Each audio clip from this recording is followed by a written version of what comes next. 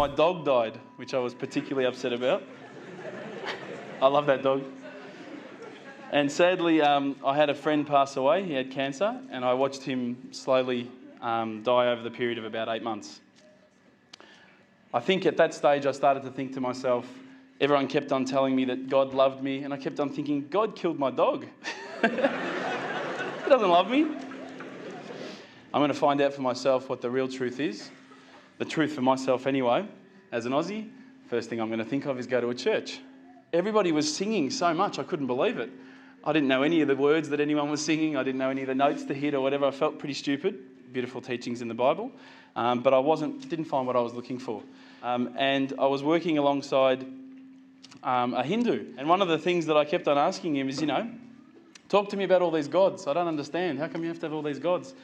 I said, but seriously, bro, what's the deal with the guy with the elephant head? Come on, he's got a few arms, he's got an elephant head. Come on, what's going on there? You've got lions' heads, tigers' heads, eagles' heads. They're all so much better than the elephant's head. Why did he pick that one? And he didn't find it very funny. I also investigated Judaism. But again, after I kept on asking questions, I just didn't find what I was looking for. Then I looked into Buddhism. Now, I really liked Buddhism. I thought this was great. You get to relax. This is not so much a religion of God, but just a good way to live. It's a nice way to live. And I said, look, I've investigated all the religions and I can't find what I'm looking for. And he said to me, well, what have you investigated? And I said, oh, well, look, I've investigated Christianity. I've investigated this ism, this, that, all the isms. He goes, well, what about Islam? And I went, Islam? Okay. Mate, they're terrorists. I'm not going to investigate Islam. They're crazy. No way, But lo and behold, alhamdulillah, I found myself walking into Preston Mosque one day. I was very nervous parking my car in the car park. I thought it might explode. I walked straight across the prayer rug with my shoes on. I walked straight past the brother praying. As he went into sujood, I almost stepped on his head. I had no idea, right? I walk across and I stopped. Abu Hamza came out of a door. That's the brother who just introduced us before, Samir. And I thought, this is it. I'm about to die. And we used to sit down and we'd talk about the different sort of questions that I had and the things that I wanted to know about Islam. They were very hospitable. I kept on getting cups of tea, biscuits. Now, no other religious sect had done this for me, right? So I was quite impressed. I'm not sure, I don't want to offend anyone again, but as an Australian, if you offer someone a cup of tea and they say no, you go, okay. These guys wouldn't take no for an answer. Would you like a cup of tea, bro? No, thanks, bro. Are you sure? No, I'm right. Are you sure, bro? I'll go get one. No, I'm right, bro. No, I'm getting one anyway.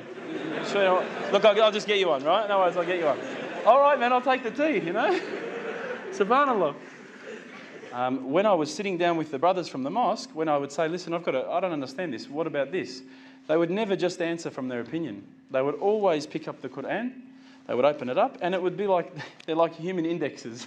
They would just, bang, page 142, read this. And I would read it, and I would go, wow, that's beautiful. And I would say, look, where's all this part about killing people and blowing up cars? And I don't see that. Is it somewhere towards the back that I haven't read it yet? I can't find it. First impressions when I walked in were that these guys were terrorists. And I found nothing but the opposite. I found that they were the most hospitable, caring, nice people. I mean, these are guys that would say, do you need a lift home? Because they saw my car.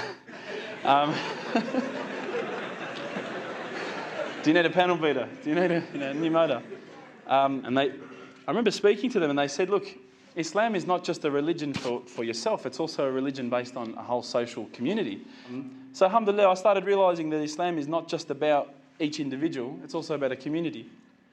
I also asked questions about the hijab and why couldn't I wear it?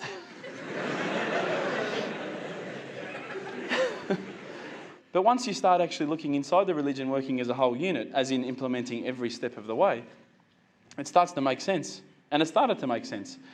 And I stopped and I thought to myself, look, this is the time. Tonight, Allah and me, we're going to have a bit of a conversation. We're going to bond. All I need from you, Allah, is just a sign.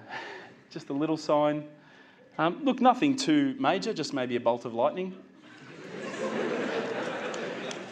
Bolt of lightning for you, man. Come on, you created the earth. This is just a bolt of lightning. It'll be easy. So I sat there and I went, okay, go. And I swear to you, nothing happened. Absolutely nothing. I was really disappointed. I said, Allah, this is your chance. I'm here. I'm asking you. Where's my sign? Come on. I'll give you another chance. Maybe you were busy. It's night time here. It's busy over the other side of the world. Maybe I could just get a bit of a creak in the floor. Maybe I could hear a car backfire. Something that I'll know it's for me, but no one else will know. It's just between you and me. Again, I said, go. I'm waiting. And I waited. I think I waited about a minute. And that felt like a long time at the time. And nothing happened. Absolutely nothing happened.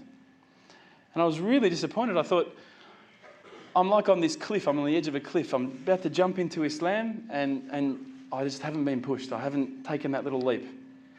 So I turned the Quran. I turned to the next page where I'd finished off. SubhanAllah, the very next verse that I read, for those of you who ask for signs, have we not shown you enough already? Look around you at the skies, the stars, land, the oceans. These are the signs for the people of knowledge. SubhanAllah. Straight away, my whole world changed. I was staring at the Quran. I was just in shock. I couldn't believe that I'd been so arrogant to ask for my own specific sign when the signs had been around me all the time. There's a creator because there's a creation. So I closed the Quran. I had the best night's sleep, I got to tell you. I went straight to the mosque the next day. Alhamdulillah, Abu Hamza was there again. I said, Abu Hamza, this is what's happened to me. He said, that's it, you become a Muslim today. There's no mucking around with Abu Hamza. He goes, don't worry about all that. Yallah. So, but when I walked into the mosque, the people just started pouring in. And I went, SubhanAllah, look at this religion. I've been to churches where there's, 20 people, 30 people, 50 people. There was about 1,000 people that night. And I thought, this is amazing. This religion is truly the religion of choice. And then I found out it was the first night of Ramadan. He said, no, you've got to make shahada, we need witnesses. You've got to say these words. I said, can't you just let me do it in English? Have you seen the guys out there, man? They've all got beards down here. They're massive. You get these words wrong, I'm a dead man again, He goes, no, you have to say them. And trust me, bro, trust me. And I did. And alhamdulillah, I did. I stood up in front of all the brothers and I to be honest with you, I was looking across this sea of beards. I was mesmerised. I started to say the words and all the fear went out of my body and out of my heart. Ashhadu an la ilaha illallah wa ashhadu an Muhammadan Rasulullah. And I felt like a shower had been turned on and my whole body had been flushed clean. And trust me, I needed to be flushed clean. I was standing up there. All the brothers started yelling out, Takbir, Allahu Akbar. I thought I'd done something wrong. And they started coming towards me and I thought, oh no. I'm pretty sure I said what he said. And they started hugging me and kissing me. Now, I had never been hugged and kissed by that many men in my life. But I felt the brotherhood. Straight away, I could see people had tears in their eyes. And subhanAllah, I had tears in my eyes. And I sat there with people and I spoke to people I didn't even know, I'd never met before in my life. And they were talking to me as though I'd known them for 30 years. And it was that day, that point in that moment that I realised I had more brothers, more sisters than I could ever have imagined. And good brothers and sisters, not bad ones, I'm talking good ones. SubhanAllah, I sat there maybe, I don't know, I can't remember how long, just talking to people. They were asking me questions. I went home with such a beautiful feeling because I knew at that stage that I had a clean slate. If you haven't felt the feeling that I'm talking about, I sincerely hope it happens to you at one stage in your life.